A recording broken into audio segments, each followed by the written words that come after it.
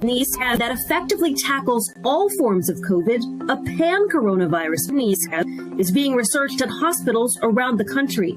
You don't have to worry that, well, now it's Delta, now it's Alpha, now it's Beta, now it's Omicron, that no matter how this particular virus mutates, you know that you have a Masiva that covers the common denominator that's common throughout all of those. Currently, we have to boost to raise our protection against new variants.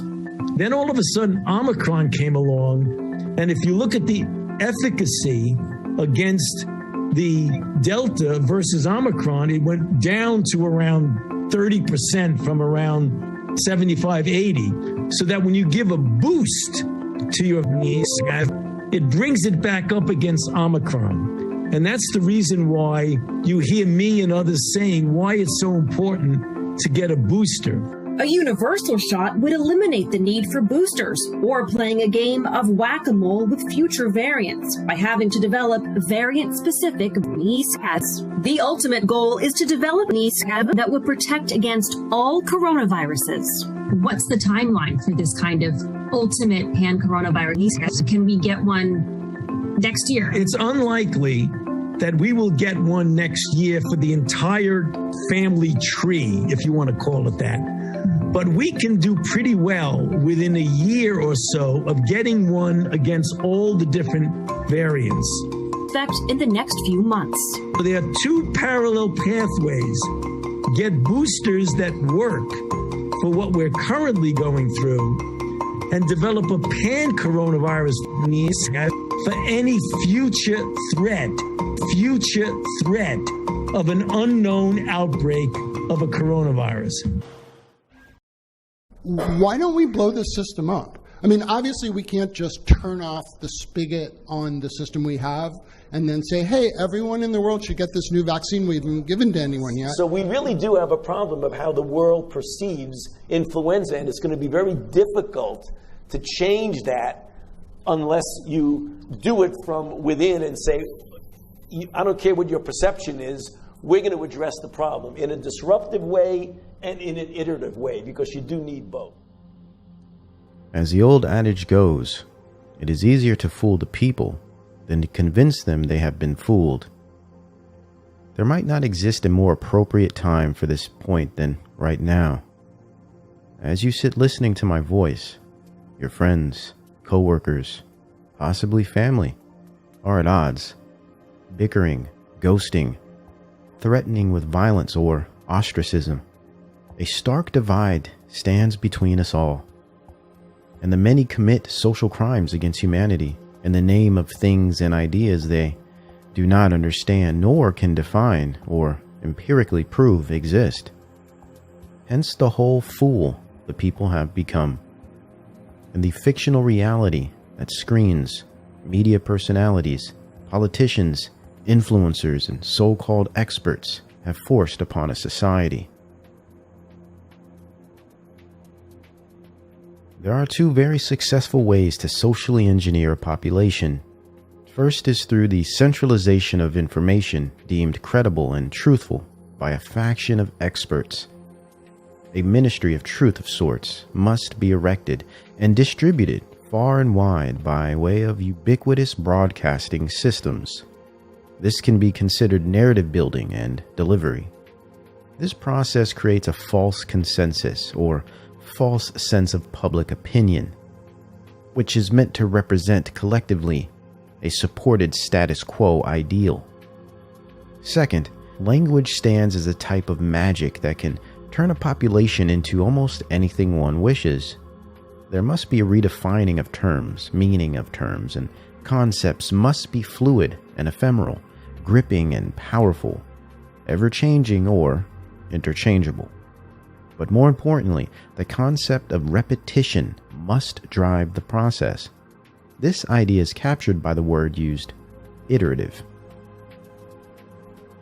We really do have a problem of how the world perceives influenza, and it's going to be very difficult to change that unless you do it from within and say, I don't care what your perception is, we're going to address the problem in a disruptive way and in an iterative way, because you do need both. So if information control, whether that be meaning and or distribution of information, are prime aspects of shaping the public mind, modifying behavior of mass groups, or socially engineering a society, what is the essential purpose of such deception?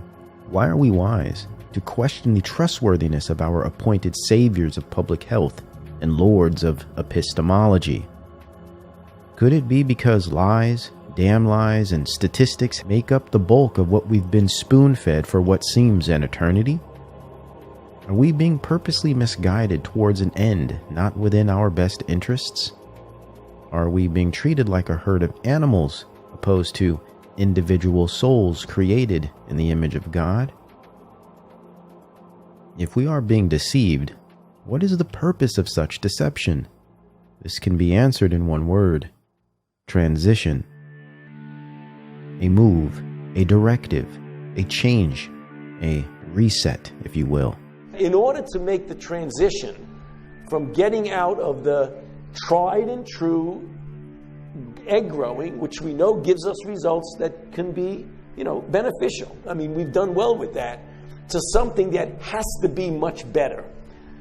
You have to prove that this works, and then you've got to go through all of the clinical trials, phase 1s, phase 2s, phase 3, and then show that this particular product is going to be good over a period of years.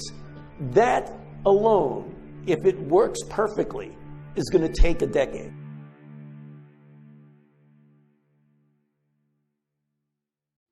The discovery of a new world, a new normal, a new earth, a new post-human being.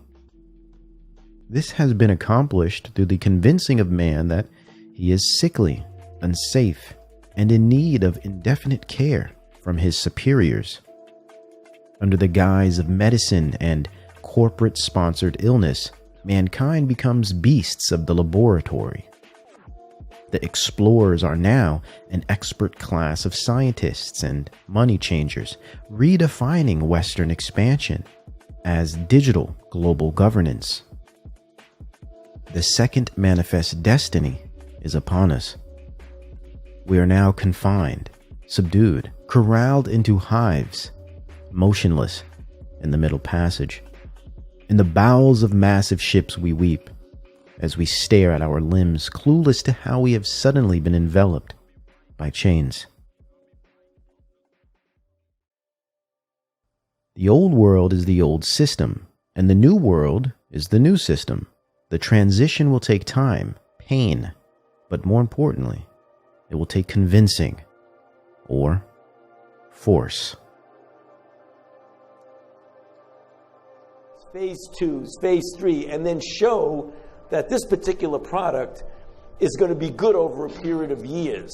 That alone, if it works perfectly, is going to take a decade. Or possibly 18 months given the proper circumstances, or emergency status, or an entity of excitement, hence urgency for emergency. There might be a need or even an urgent call for an entity of excitement out there that's completely disruptive, that's not beholden to bureaucratic strings and processes. In other words, the transition requires a catalyst, a jump start as it were, the tried and true impetus of fear and crisis. The impending doom of external threats shapes the perfect hero and distressed damsel dynamic. Conflict and discomfort is created to prepare a need for security and intervention. We understand historically war or conflict has been the key driver of history. Pain seeks a healer. This way, the transition is not simply sped up, but justified, moral even. But next, there's the concept of information. And within the information age, knowledge and data represent currency and power. Unlike the industrial age that is oriented towards maximizing material output and economic growth, informationalism of the 21st century, according to sociologist Manuel Castells, is oriented towards technological development, that is towards an accumulation of knowledge and towards higher levels of complexity in information processing. The material goods and services of the motor-driven industrial age have been eclipsed by the microprocessing communication of the information age, where knowledge is not only power, but informs our shared reality. The marketplace is no longer physical, but virtual, and no longer is manufacturing material goods as important as the manufacturing of ideas.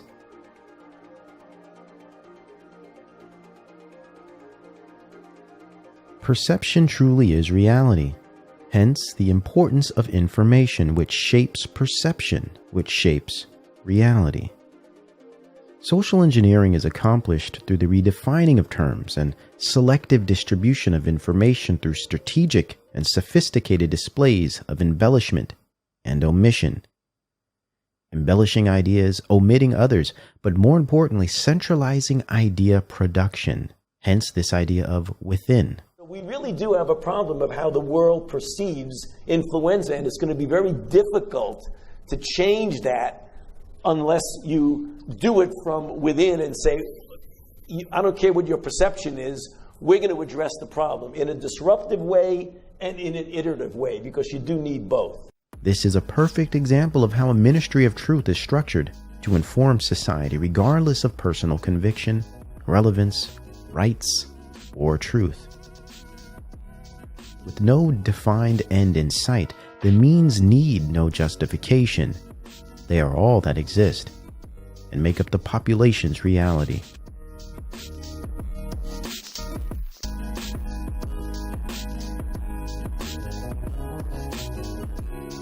Back to the term iterative. Repetition and enduring programming of the perception is required to standardize lies and uphold a house of cards. And of course, disruptive.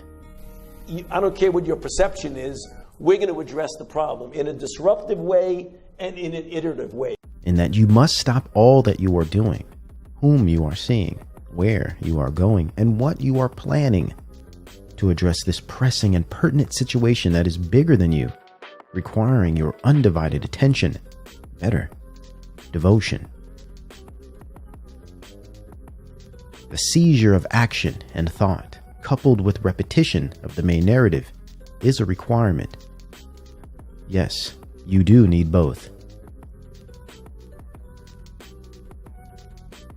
How can such a universal surveillance medicine program under a new world biosecurity state foment the perfect catalyst through which mankind may transition into the fourth industrial age of informationalism? Rather easily, considering the nature of fear and advanced communication technology of 2021. Repeat the messaging and modeling whilst providing endless and ubiquitous imagery to reify the spectacle. They must not only hear it, but truly see it to believe it. This is easily accomplished by, yes, and of course, mystifying information through mass media, but also, and possibly more importantly, hearts and minds of men are seized readily to the harnessing of imagination via the power of symbol and visceral image.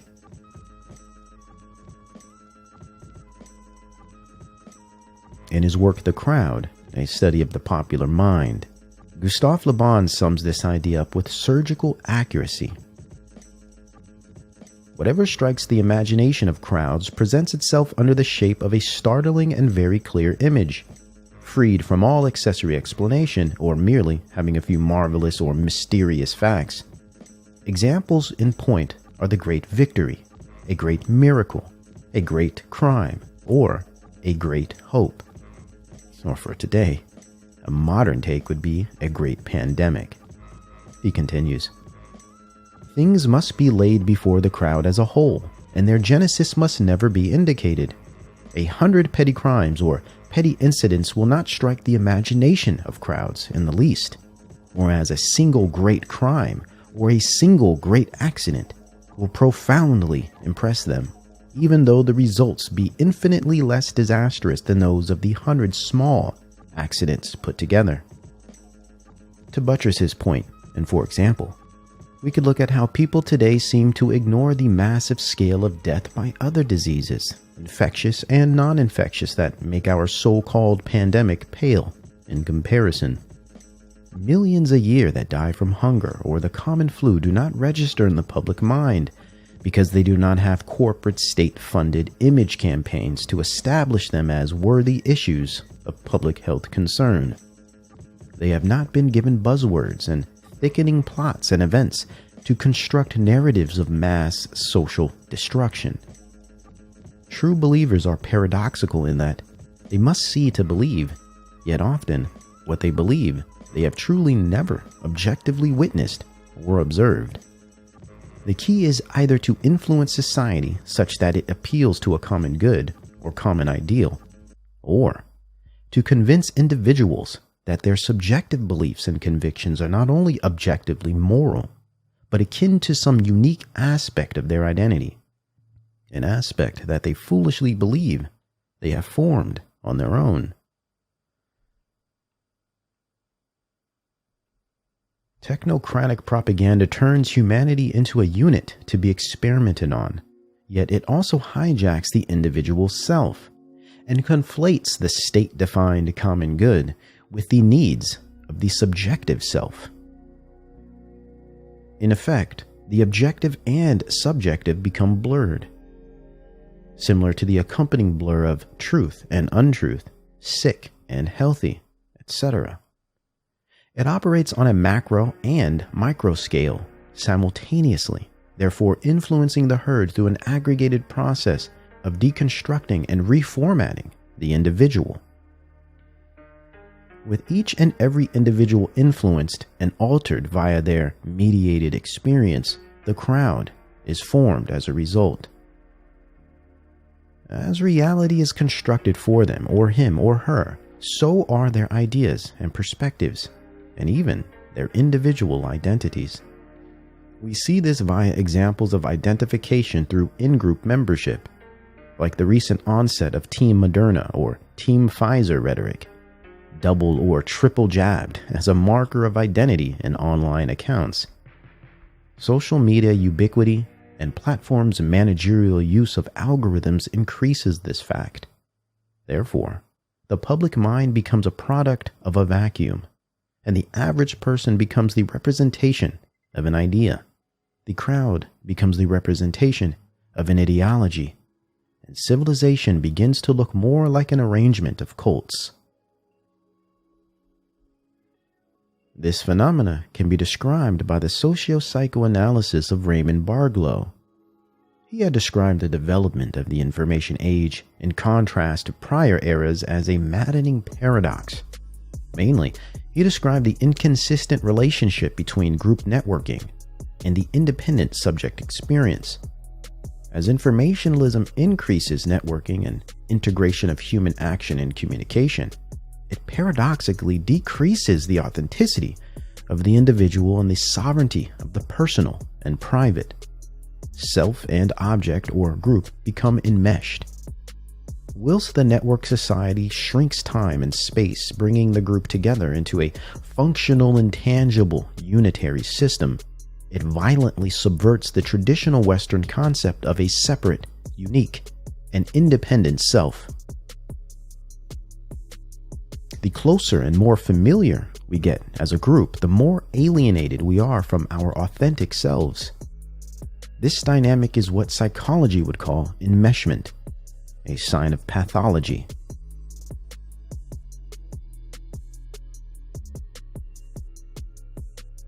Given this type of pathology, self no longer defines the identity, yet forms a mere projected image and derivative expression of the group, an external locus of control.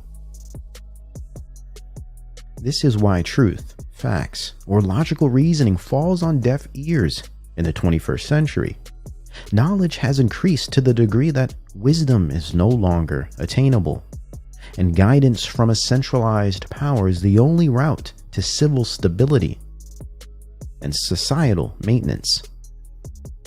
Once the individual thinker is robbed of just deliberation and epistemological investigation, he is subject to mob rule and the authoritarianism of experts that exist beyond his pay grade.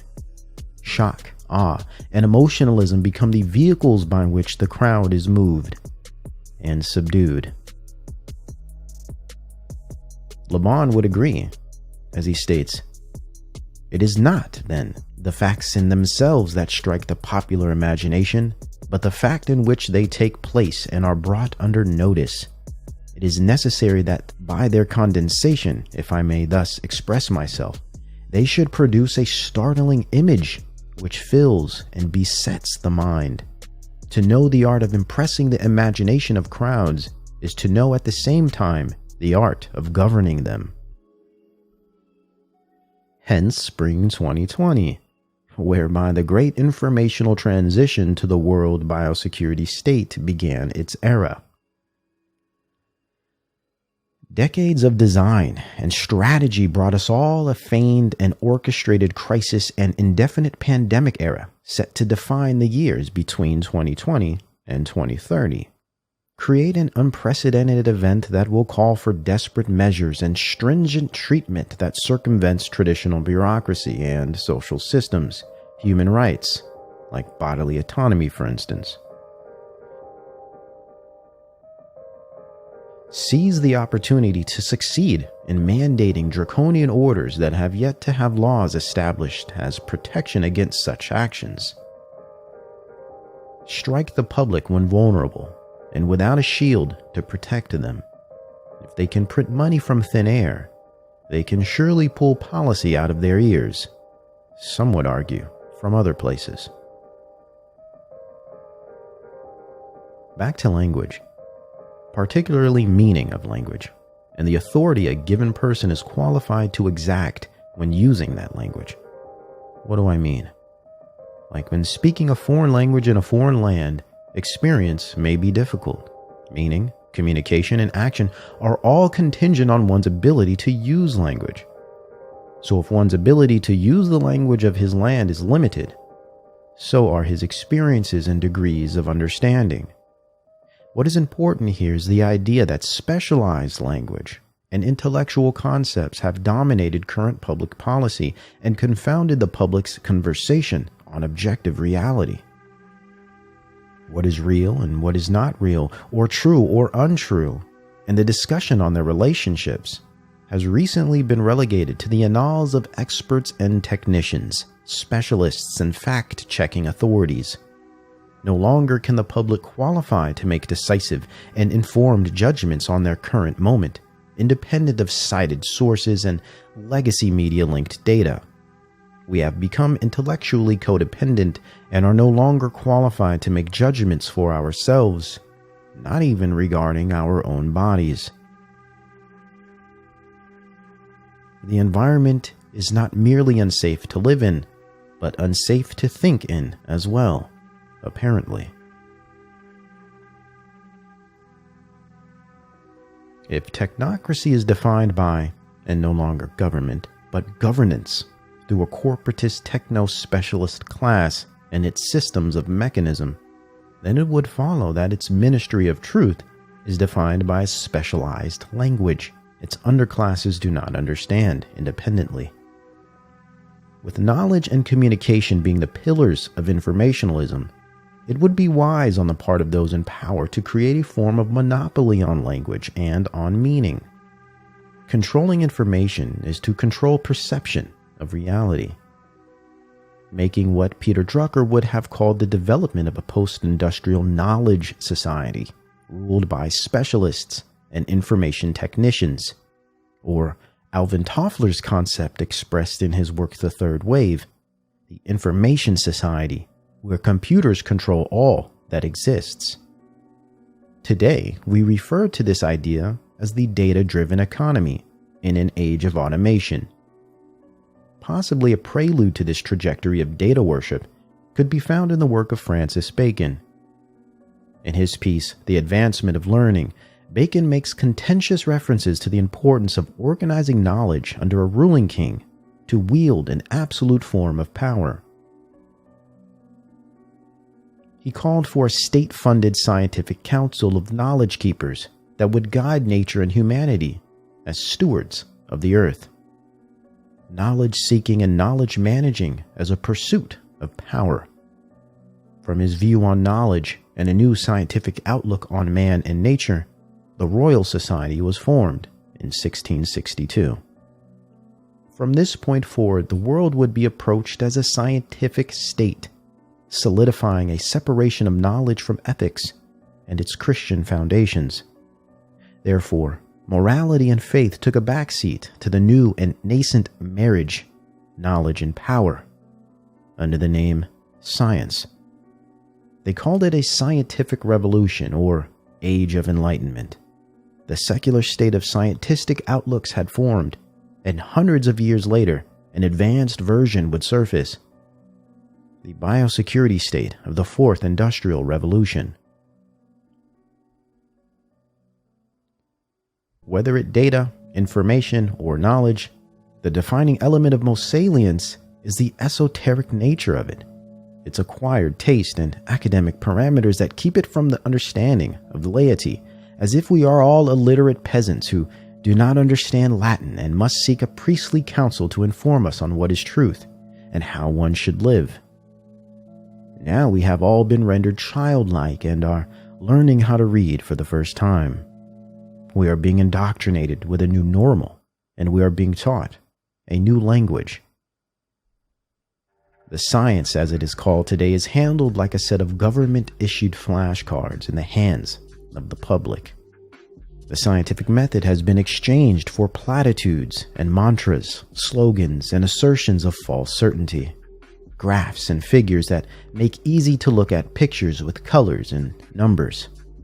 Numbers that, when explained by experts, tell you if something is a good thing or a bad thing. Their data and studies inform our consciences and tell us when we should be happy and when we should be afraid. Science, in this form, has become a meme, and believing in it with blind faith has become a sort of club or cult. Mystical and religious with a massive following of true believers. We have an outbreak of myopia, not respiratory illness. This is a result of limiting the understanding of the masses by confounding language and knowledge in a way that renders the general public brain dead and incompetent.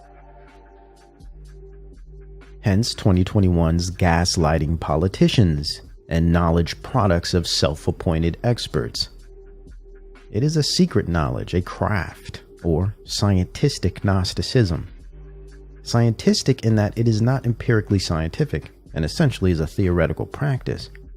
And Gnostic in that it is built of acquired knowledge, specialized intellectual constructs of esoteric engineers and technicians funded by corporate state interests, pharmaceutical cartels, and foundation money. Their knowledge products have become standard curriculum in university systems, indoctrinating our youth and future generations, and echoed in mainline media network programming. This is how status quo perspective is manufactured, and mainline narratives are built by which public opinions are formed. There is image, there is symbol, and then there is the authority over language. Since 2020, our language has been dominated by studies and statistics that the average person does not understand. Speaking English and acting with a thinking brain no longer determines experience in America. Evan McAleese and Sarah Lee. To me, it is clear countries need to make strong efforts to manage both mis- and disinformation. We know social media companies are working around the clock to combat these disinformation campaigns. The task of identifying every bad actor is immense. And experts agree that new disinformation campaigns are being generated every day. This is a huge problem that's going to keep us from ending the pandemic and might even lead to the fall of governments, as we saw in the Arab Spring. If the solution means controlling and reducing access to information, I think it's the right choice. I agree with Kevin. This is a big problem and doesn't even account for the massive amounts of misinformation being generated by legitimate users about the pandemic. But it's not just trolls who are spreading the fake news. It's often political leaders themselves. Who's to judge what's real or not? Would we trust every government to separate truth from lies? I think this is more than just keeping the bad information out. It's also about making sure real public health information reaches the public. News is found from outlets other than social media. News organisations, public health groups and companies need to help people take the right actions to protect themselves by promoting accurate, real information about the outbreak. Calls for change are getting louder. What I want to see is action in this place. Congress is weighing how to regulate social media. Whistleblower Frances Haugen Tuesday. We can afford nothing less than full transparency.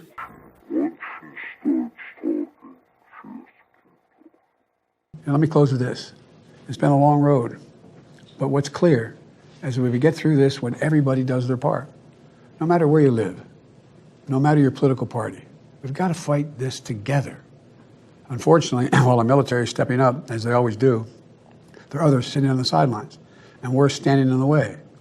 If you haven't gotten it in, do it. Personal choice impacts us all, our hospitals, our countries.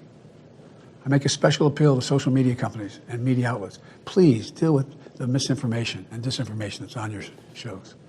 It has to stop. COVID-19 is one of the most formidable enemies America's ever faced. We've got to work together, not against each other. We're America. We can do this. To the military medical teams on the ground, thank you for all and everything you're doing. And I'll stop here so we can get to the briefing started.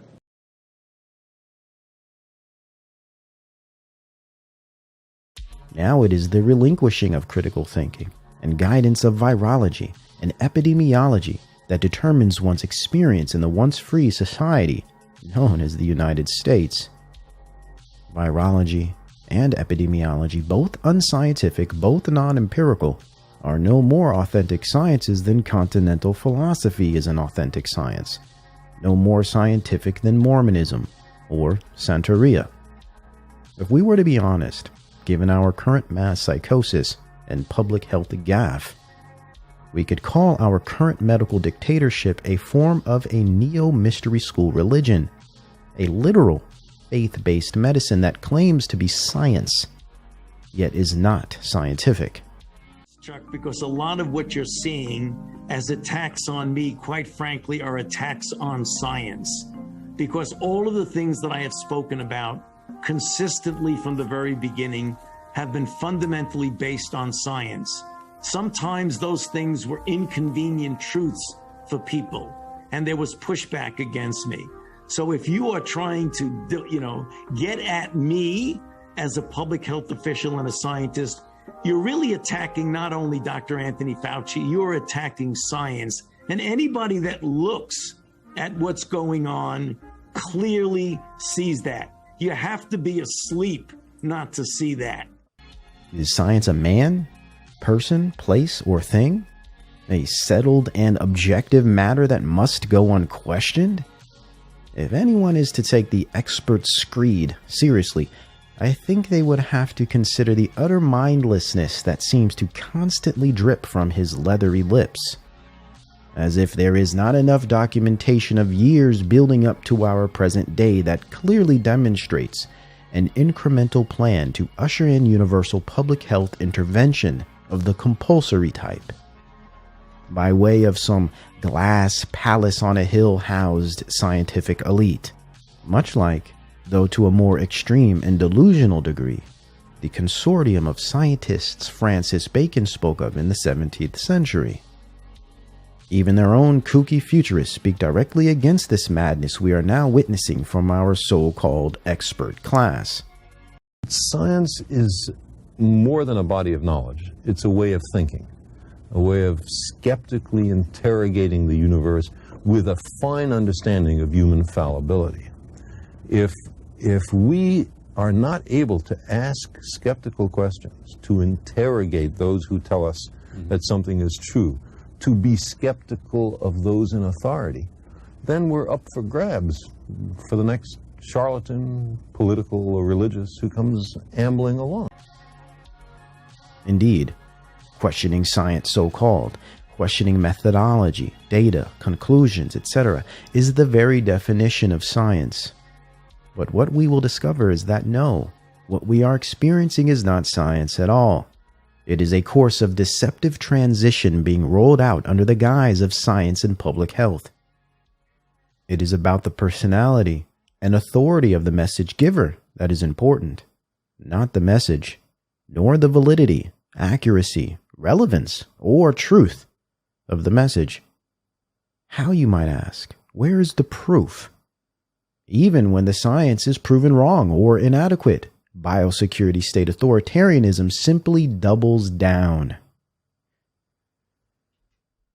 The controversy since the virus started include the botch testing at the beginning, no research on masks for children in primary care, the J&J pause, the controversy over the use or non-use of ivermectin, and there was no study yet completed. Dr. Collins told me it's not done yet. The no discussion of natural immunity, which exists and ought to be out there. The discussion of herd immunity, which is switched back and forth. The mask discussion at the beginning, don't wear masks, the noble lie, and then wear masks. Now, equity issues in the FDA panel scientific discussion. I've lost confidence in the CDC and the FDA. And I actually believe a lot of Americans, a significant part of America, now have lost confidence in you, Dr. Fauci. Is there a point where you will say, I do more harm than good because people don't listen to me anymore, and step aside? No. Absolutely, unequivocally, no, Hugh. No. Look, I don't know who you are, what you are, where you came from. And I'm not taking any more of this. You get the hell out of here before I throw you out. No. Absolutely, unequivocally, no.